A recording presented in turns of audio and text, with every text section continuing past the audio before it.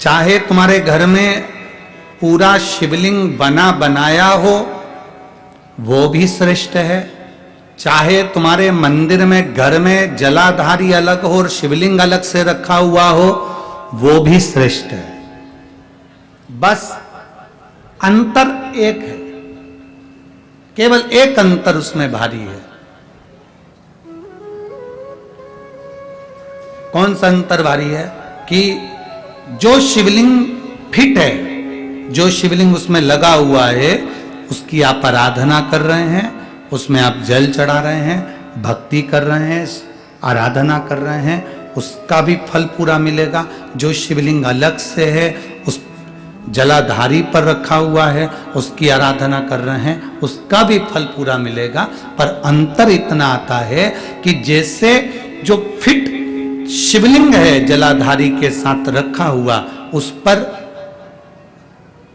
एक बेलपत्र चढ़ाई हुई, एक बेलपत्र चढ़ाई हुई हजारों फल देने वाली होती है। जो अलग शिवलिंग, अलग जलाधारी होती है, उस पर एक बेलपत्र भी अगर हम चढ़ा रहे हैं तो वो सहस्त्र सहस्त्र फलदायी प्रदान कर देती है। उसमें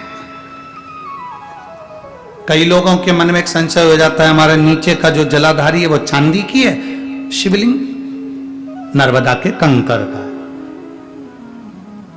कई बार किसी के मन में आ जाता है कि हमारे यहाँ जलाधारी अलग है पीतल की, शिवलिंग हमारे यहाँ कांच का है, स्फटिक का है, पारद का है या पाषाण का है, तो क्या फल देगा कि नहीं देगा? क्यों नहीं देगा?